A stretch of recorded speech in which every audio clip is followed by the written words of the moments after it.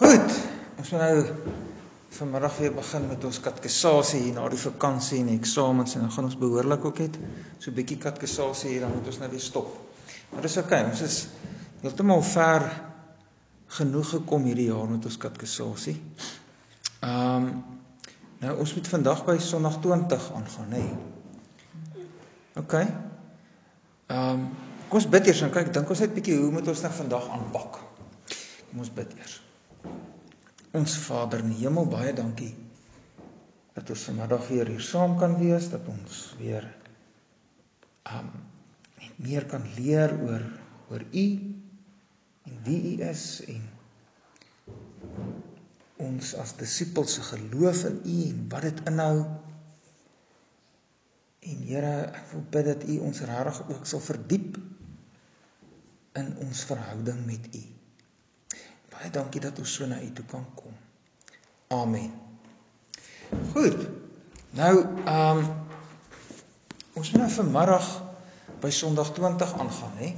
Goed, nou wat belangrik is van Sondag 20 is dat ons nou kom by wat glo jy van die Heilige Gees, nee, wat glo jy van die Heilige Gees? Okay, nou voordat ons daar verder ingaan, kom ons praat net so 'n bietjie. Ek dink wat ons vanmiddag moet doen is, ons moet vanmiddag 'n bietjie deeglik hersien, want ons het nou lanklaas, ons koppe is nou ordentlik vasgeroes.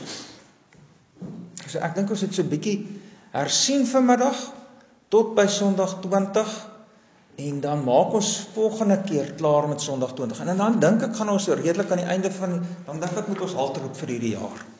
Want dan het ons nou gekom in die 12 artikels, tot by God die Heilige Gees, nee. En dit gaan ons in die 12 artikels oor God. Okay? En wat is God? Oor die God. Drie-enige God, nee. En daarom gaan dit in die 12 artikels oor God die Vader, God die Seun, God die Heilige Gees. En dis waar by Sondag 20 ons bring, is by God die Heilige Gees. Nou in Sondag 21 gaan dit nog steeds oor die 12 artikels, maar dan gaan dit oor die kerk. Maar die kerk is daar want die Heilige Gees wek geloof in mense en daardie gelowiges is die kerk. En daardie ouens het vergifnis van sondes en daardie ouens het die opstanding uit die dood en daardie ouens het die ewige lewe. Nou daaroor moet ons nou nog meer leer, maar ek dink ons moet hierdie jaar klaarmaak tot by wat glo jy van die Heilige Gees? En dan as ons by volgende jaar kom, dan val ons weg met die kerk. Nou hersien ons 'n bietjie weer en dan gaan ons aan by Sondag 21 oor. Wat glo jy van die heilige algemene Christelike kerk? Nou goed, kom ons dink 'n bietjie nou net. Ons het nou eintlik al klaar so 'n bietjie gesê dat as ons hier by Sondag 20 is en dan word gesê, wat glo jy van die Heilige Gees? Dan is ons in die 12 artikels, die katekismus se behandeling van die 12 artikels, nê? Nee. Okay, stem julle? Ons is in die katekismus se behandeling van die 12 artikels. Nou kom ons gaan 'n bietjie van daar af terug en ons kyk waar op aarde, hoe kom dit dat ons die 12 artikels behandel? Okay, dit is belangrik. Die 12 artikels, wat is 'n ander naam vir die 12 artikels? Die apostoliese geloofsbelijdenis, nee. Hoe op aarde kom ons nou daarby uit die katekismus nou dit nou moet behandel? Nou goed, kom ons dink 'n bietjie.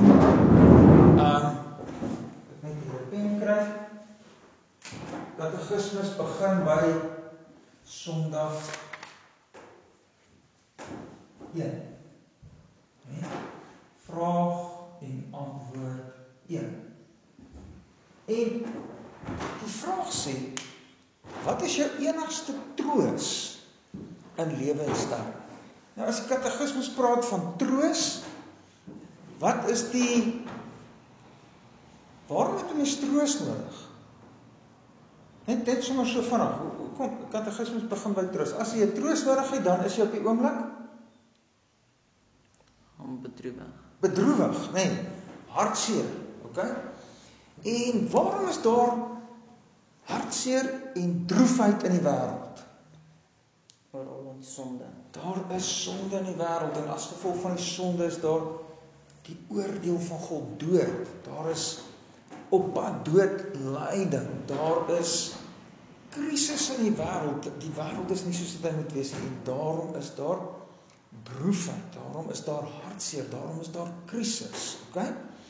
En nou soek almal in hierdie wêreld troos. Almal soek troos. Die hele wêreld is ons missie.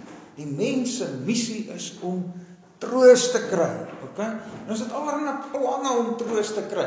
Party mense dink as hulle genoeg geld het, dan sal hulle getroos wees. Nou, ander ouens dink dat as hulle genoeg kan drink, dan sal hulle getroos wees. Ander ouens dink as hulle genoeg dwelms kan hê, dan sal hulle getroos wees. Ander ouens dink as hulle heeltyd van vakansie hou, dan sal hulle getroos wees. Ek is nogals amper daar.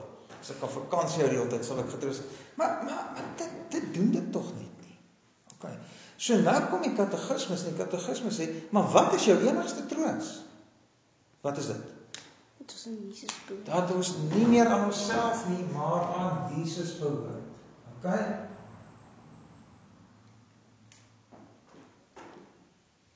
Aan Jesus behoort. Okay, so daar is ons troos. Ons dink net 'n bietjie, wat doen Jesus sodat ons aan hom kan behoort? En daar sien ons ook die krisis van ons droefheid. Wat doen Jesus dat ons aan hom kan behoort? Hy betaal ons skuld. Hy betaal ons skuld, ons sondeskuld, ons is skuldig voor God. Wat doen hy nog? Hy bevry ons van die mag van die bose. in die mag van die bose. Ja, hy betaal ons sondeskuld, hy bevry ons in die mag van die bose. Wat nog? Hy maak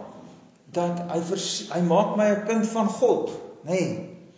Hy bewaar my sodat geen haar van my hoof afval as dit nie die wil van my Vader is nie. Hy maak my gewillig en bereid om vir God te lewe. Daar bring hy my by die goeie lewe uit.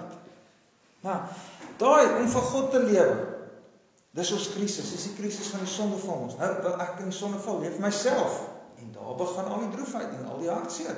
Nou kom ons en ek word verlos deur Jesus. Ek behoort nou aan Jesus. En by Jesus word ek 'n kind van God. Hy maak my gewillig om vir God te lewe. Dit is hoe ek getroos kan wees. Dit is die enigste troos in lewe en in sterwe. Okay, nou. Hoeveel dinge moet ek weet om te deel in hierdie troos? Wat is die eerste ding wat ek moet weet? As jy nie dit weet nie, help hierdie hele Jesus storie jou net mooi niks nie. Dan is jy heeltyd besig om die verkeerde troos te soek en jy is heeltyd besig, ja, jy dink jy verstaan nie jou regte krisis nie, hoekom jy regtig bedroef is nie, jy is heeltyd besig om 'n verkeerde troos te soek. En daarom is dit belangrik om te weet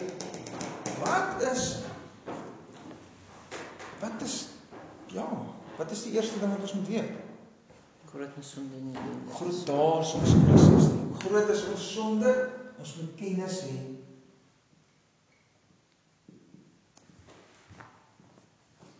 van sonde. Van my sonde, nee. Ek moet sê maar net dat ek net daarvan weet nie. Dis reg vir my 'n probleem. Ek besef die krisis. Goed, so waaruit ken 'n mens jou sonde? Uit die wet. Die wet. So ek ken dit uit die wet. Wat is die wet? Liefde. Liefde, nee. Liefde tot God, liefde tot ons naaste. Kan ons daardie wet onderhou? Nee. Nee, ons is geneig tot haat. Okay? Het God ons so geskep? Ja, hy het ons goed in ons beeld geskaap. Okay, waar kom hierdie vandaan? Van die sondeval in Genesis 3. Sê dit? Van die sondeval. Die sondeval, of nee? Sondeval van Adam. En ons is in Adam, nee? Dis ons krisis. Okay, nou as ons nou geneig is tot God en ons naaste, daar het ons totaal verdorwe. In Adam is ons totaal verdorwe.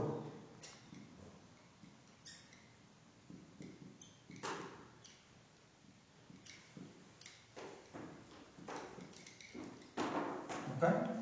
Maar as God nou van ons eis om sy wet te doen, vra hy iets van ons wat onregverdig is en wat ons is so totaal verdorwe daar in Adam. Nee, Nee, hoekom nie? omdat ons geskep om te kan nakom. Hy het die mens, Adam, geskep en ons is in Adam, soos takke in 'n boom. Nou, so, so God ons nie dan ongestraf laat bly nie. So God nie ons miskien maar net oorsien nie. Nee, God is regverdig en daarom eis hy dat hierdie sonde gestraf moet word. Nou dit vat ons al hierdie wat ons nou gesê het, is Sondag 2 tot 4. 2 tot 4. Nou, okay.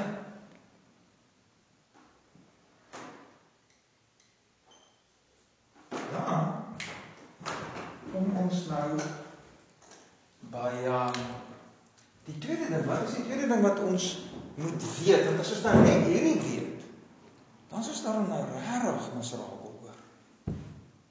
Dan is ons nou regtig in 'n toestand van totale verlorenheid en hooploosheid. Totale hooploosheid, nee. En nou, wat is die tweede ding wat ons moet weet om aan Jesus te behoort? Of om werklik getroos te wees? Hoe ons verlos kan word. Ja, ons moet weet, ons moet ons verlosser leer.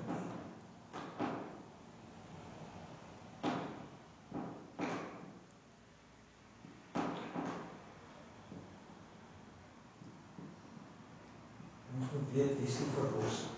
Wat is die derde ding? Ons in dankbaarheid moet lewe. Dankbaarheid, nee, as ons nou verlos is, dan is ons dankbaar. Dan borrel daar dankbaar. Okay. Nou, ons dink 'n bietjie. As ons nou so sondig is, hoe kan ons uit hierdie sonde, uit hierdie verlorenheid verlos word en deur in genade as kinders van God aangeneem word? Dan moet betaal word. Die straf moet gedra word. Dan moet betaal word. Kan ons dit self dra? Nee, Nee. Hoekom nie? want dit is te veel. Goed, geen gewone skepsel kan dit dra nie, nee. Wat sou ons nog sê? Ons maak ons sonde elke dag nog. Ons maak ons skuld elke dag groter, want ons doen elke dag sonde. So kan enige ander skepsel, byvoorbeeld 'n engel, dit vir ons dra. Nee. Nee. So, wat 'n soort middelaar het ons dan nodig? Iemand waarlik God en waarlik mens is. Okay, hoekom moet hy waarlik mens wees? Want die mens het gesondig, so die mens moet betaal. Okay, Adam het gesondig, ons en Adam het gesondig. So ons soek dan 'n mens wat in ons plek kan betaal. Net soos wat Adam in ons plek sondig is, ons is in Adam en deur Adam sondig, so soek ons iemand wat in ons plek regverdig is, ons in hom en daarom ons ook regverdig. Nou, God soek 'n ware mens. Hy moet waarlik mens is en regverdig mens, iemand wat nie sonde doen nie. Nou, maar hoekom ook God? Sodat die straf kan dra en klaar dra. Sodat die straf kan dra en kan klaar dra. Nee. Goed, so 'n middelaar. Ons het gesê Sondag 5 en 6. Hierdie, ek wil net gou vir julle sê, dis Sondag wat? Sondag 5 tot wat? 6. Nee, die hele storie. Sondag 5 tot 31, nee. Ja. Okay. So Sondag 5 en 6 sê ons het 'n middelaar. Ons kort 'n middelaar. Middelaar. Hy is God en mens. Okay. Wie is hierdie middelaar? Jesus Christus. Dis Jesus. Okay. Waaruit weet jy dit? Die woord. Uit die woord, mooi. Of, ons kan ook by sê, die woord of die Evangelies. Die evangelie, ons weet dit uit die evangelie. Die evangelie sê hiervoor. Nou, die blye boodskap. Die evangelie, die blye boodskap. En waar kan ons die evangelie? Net in Matteus en Markus en Lukas en Johannes. Nee, die hele Bybel. Nee, van Genesis af, nee, word die evangelie vir ons reg deur verkondig. God verkondig dit self in die Paradys. moederbelofte. Daarna verkondig hy dit deur die Aardsvader. aardsvaders, ouens soos Abraham, Noag, nee. Daarna verkondig hy dit Die profete. die profete en hy verkondig dit deur die Seremonie. seremonies van die wet, die tabernakel en die offers en al daai goeters. Uiteindelik verkondig hy dit in Jesus. Jesus vervolging. Okay. Nou is die vraag, word almal weer salig deur Jesus soos wat ons verlore gegaan het deur Adam? Nee, Nee, maar wie dan? slegs die wat deur 'n ware geloof in Jesus Christus. Okay, so ons moet deur 'n ware geloof in Jesus ingelei word, nee. So nou is ons al daar by Sondag 7. Die wat in Jesus is deur geloof in Jesus deel in troos. Okay. Nou vertel ons 'n bietjie, wat is 'n ware geloof? Waaruit bestaan 'n ware geloof? Uit pampoenpitte. Kom ons vra eerder so, wat doen mense as jy glo? Christus aan sy verlosser. Ja, dis waar, ek stem saam. Baie waar. Maar jy moet kennis hê van die verlosser. Jy moet hom vir waar aanvaar, maar ook in vertroue na hom toe gaan en vra, wees ook my verlosser. Nee, dis wat ware geloof doen. Okay, ware geloof weet van Jesus, weet van my krisis. Ek aanvaar Jesus vir die waarheid, ek aanvaar my krisis vir die waarheid, maar dit doen meer, dit gaan ook na Jesus toe. Dit help nie net ek weet hierdie goed nie, dit help nie net ek aanvaar dit vir die waarheid nie, ek moet ook na Jesus toe gaan. Met lege hande van geloof na Jesus gaan en vir Jesus vra. En wat sal Jesus dan doen? Sal hy vir jou sê, nee, wat? Nie vir jou nie. Nee, Jesus sal nooit dit doen nie. Daar's 'n Bybelversie wat dit sê. Johannes 6 vers 37 sê Jesus mos, ek sal hom wat na my toe kom, nooit uitwerk nie. Nooit uitwerk nie. As ons na Jesus gaan, dan aanvaar Jesus ons. Hy neem ons aan. Hy maak nie die deur toe nie. Hy sê, kom na my toe. Okay, maak dit sin? Goed, nou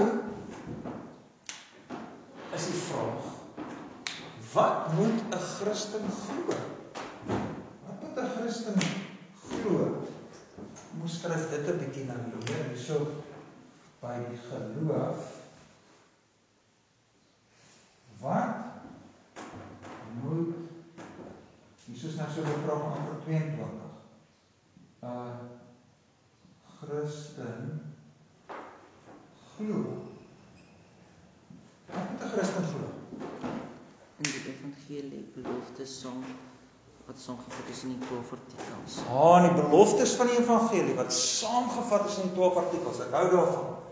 Okay, ons glo die belofte van die evangelie en dit is saamgevat in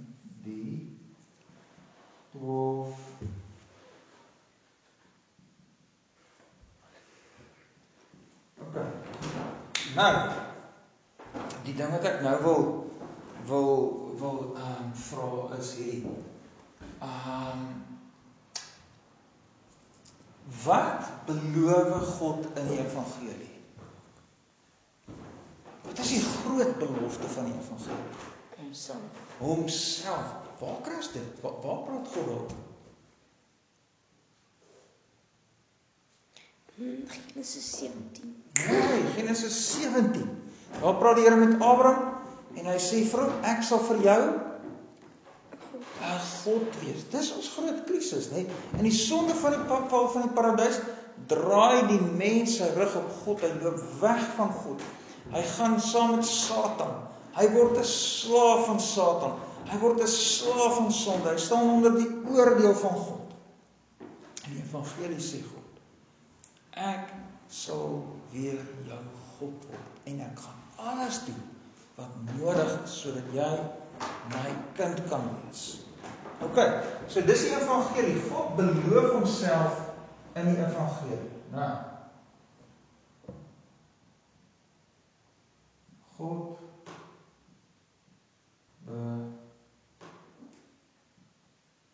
beloof homself. Ok, dis Genesis 17 vers 7. Ok, nou, wie is hierdie God? Hierdie God wat homself aan ons beloof.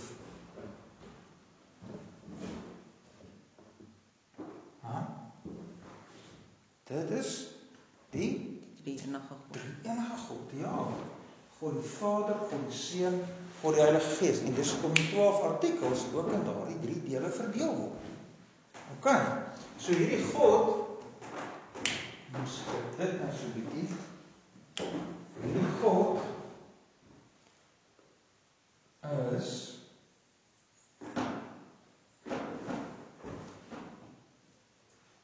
Vader,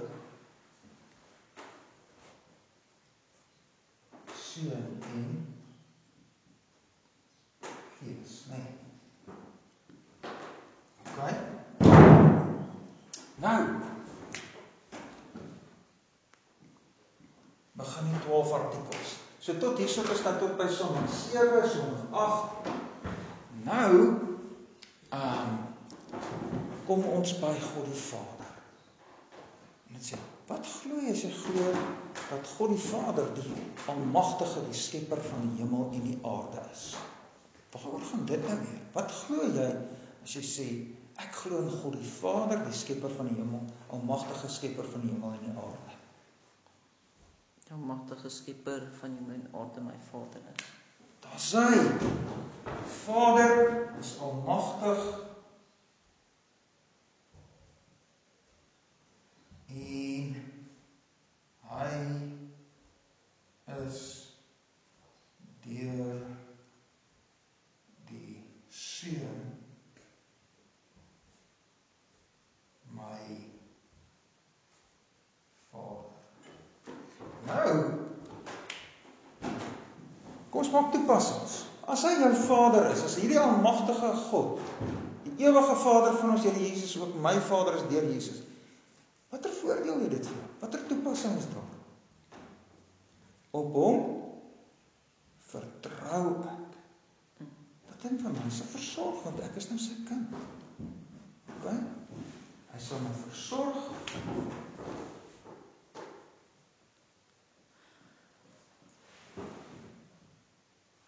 Wat nog? Hy gaan vir my alles tot my bes wil, die kwaad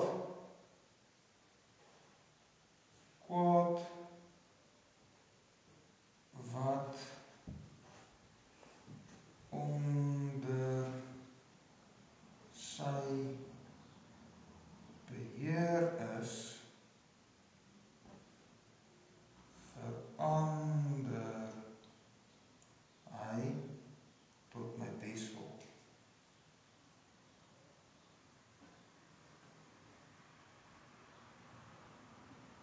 Ok? Nou, Hierso is die volgende ding wat ek wil weet. Daar binne in God wat skep, is hy ook besig met sy voorsienigheid. Kan julle nog iets onthou van sy voorsienigheid?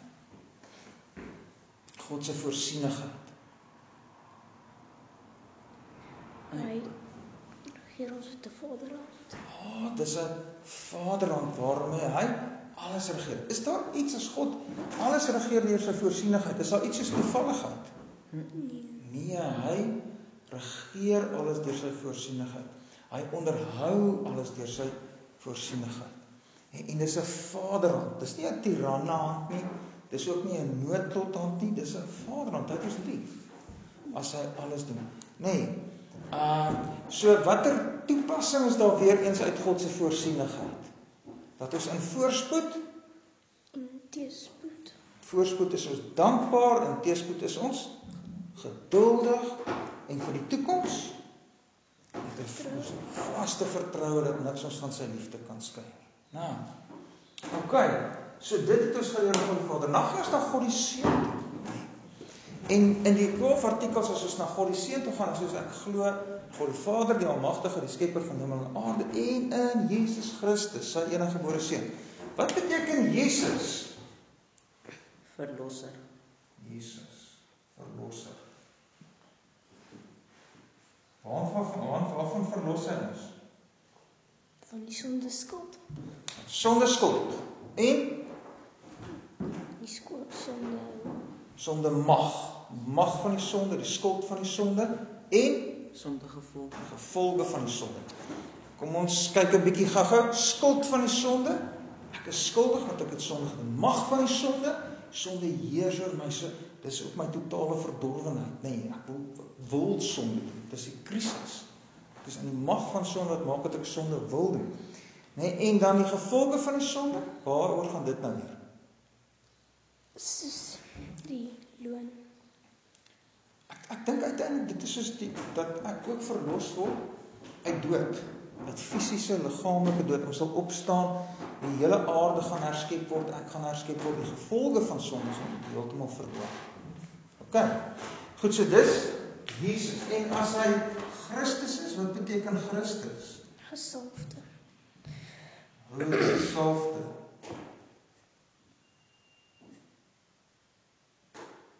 Waartoe is Christus gesalf? Tot koning, priester en profeet. Mooi. Koning, priester en profeet. OK, as 'n profeet is, Johannes, wat doen 'n profeet? Profeteer. Hy profeteer. En as Jesus die profeet is, hy is ons hoogste profeet en leraar, waaroor profeteer hy?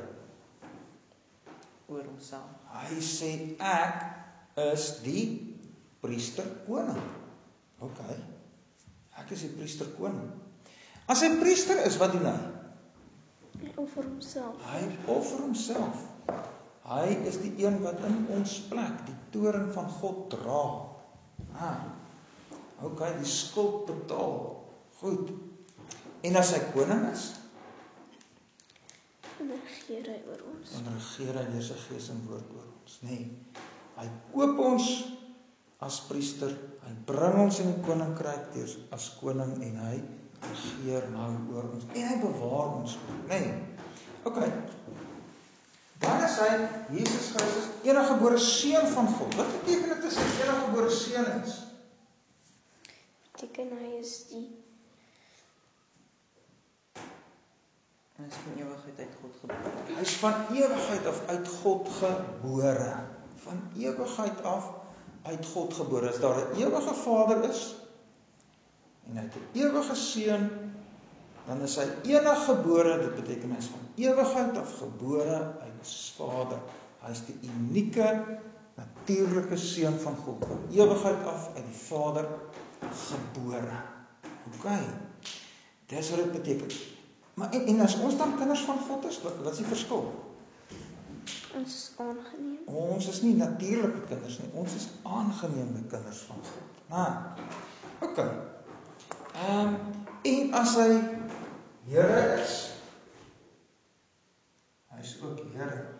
Wat beteken Here nou? Koning. Koning, baas. En wat beteken dit as Jesus dan ons Here is? Hoe word hy ons Here? Hy het ons met sy bloed gekoop, daarom is ons sy eiendom. En hy het ons bevry uit die mag van die duiwel. Hy koop ons uit die oordeel van God, sodat ons sy eiendom word. Dan bevry hy ons uit die mag van Satan. Maak dit sin? Ja. OK, so is ons Here. En dan, wat gelei, of nee, wat ontvang is van die Heilige Gees, gebore uit die maagd Maria. Wat beteken dit? Beteken hy's ware mens. OK, wat beteken hy's waarlik mens? En wat nog? Terwyl hy ook God gebly het. Nee. Hy as ewige seun van God het mens geword, het die menslike natuur aangeneem uit die vlees en die bloed van die maagd Maria. So is hy tegelykertyd waarlik God en ook gelyk aan sy broers, werklik uit die geslag van Dawid, soos die profete geprofeteer het. Nou, wonderlik. Okay. En daarom is hy ook die een wat nou my middelaar kan wees. Okay, maak dit sin vir julle? Okay. Toe het hy gelei onder Pontius Pilatus. Hy is gekruisig en hy het gesterf. Kom ons vat eers, hy het gelei onder Pontius Pilatus en hy is gekruisig. Wat sê dit nou weer vir ons as hy lei onder Pontius Pilatus? Wat sê daai lyding vir ons? Wat beteken dit as hy gelei het?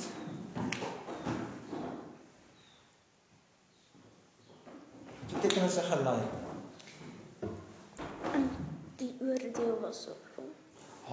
Hy dra God se oordeel wat op ons moes kom, dra hy. Nee. En ek dink 'n mens kan ook daarby sê dat hy ly van die begin van sy lewe tot aan die einde, veral aan die kruis. Nee. Daar het hy die toorn van God teen die hele menslike geslag vir elkeen wat in hom glo gedra. OK. Nou, dis wat hy doen daar in die kruis. Is daar iets spesiaals daarin dat hy gekruisig word? Want elkeen wat in die kruis lê, dan is vervloek. Ja, en so word hy vir ons in ons plek vervloek. Hy dra die vloek wat ek moes gekry het, dra Jesus vir ons in ons plek. Nee. OK. En maar hoekom moet hy dan ook nog sterf? Hoekom moet hy ook nog sterf? Want die dood van die straf van die sonde is die dood. Ja, hy moet die volle pakket dra, nee. Hy moet die volle pakket van sterf dra. Hy dra ewige dood aan die kruis, maar hy moet ook liggaamlik doodgaan, want dit is deel van die straf. Hy moet die volheid van die straf dra. Hoekom begrawe? Want soos ons seker wees dat hy werklik dood was. So is ons seker dat hy werklik gesterf het. Hy is begrawe. Sterf en begrawe. Mooi. Nou, watter voordeel, of nee, wag. As Christus dan vir ons gesterf het in ons plek, as hy hierdie hele straf gedra het, waarom moet ons dan ook nog sterwe? Dit is 'n oorgang van die ou lewe na die volmaakte lewe. Ja, nee. So ons sterwe is nie met die betaal van sonde, maar die deurgang na die ewige lewe. Nou, wonderlik nie. Dit sê ook vir ons dat God se oordeel is nou uit lyding, want dood en lyding gaan saam. Nee. Maar as ons buitekant Jesus is, dan is lyding deel van God se skrikwekkende oordeel. Dit is eintlik die begin van hel. Maar nou is die hel oordeel uit ons lyding uit. Jesus gebruik dit nou en God gebruik dit daai lyding vir ons nou ten goeie. En uiteindelik ook deel ten goeie, want dit word die deel deur na die ewige lewe. OK, maak dit sin? Ja. Goed, wat 'n voordeel is daar vir ons nog daarin dat Jesus sterf?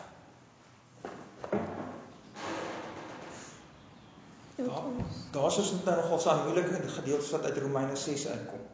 Ons ou mens sterf dan saam met hom. Ons ou mens sterf saam met hom. God sien elkeen wat glo aan die kruis in Jesus.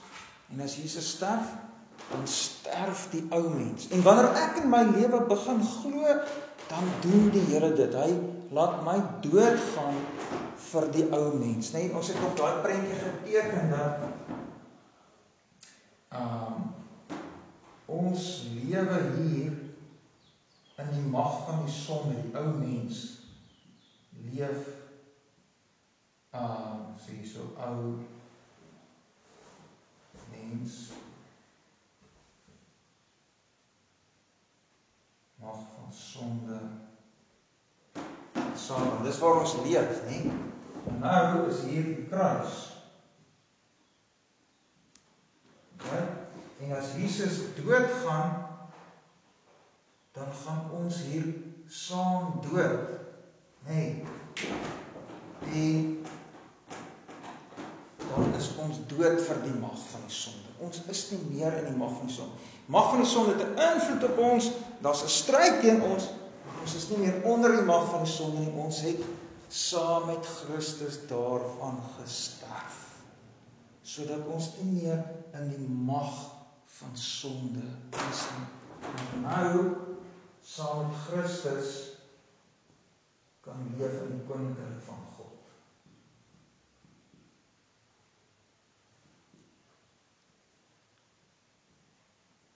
Goed.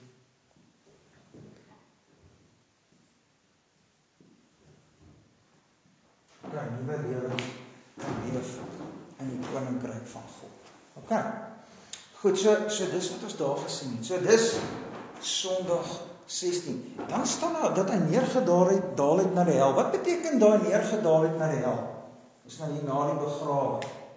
Ook neergedaal het na die hel. Wat is dit nou weer? Is dit 'n regtige fisiese neerdaal na die hel? Nee, dit wys op al sy lyding wat hy verduur het op die aarde. Dit is 'n samevatting van sy totale lyding. Hy het neergedaal uit die hemel in die oordeel in die kruis en in die hel. En dis hoe ons dit verstaan.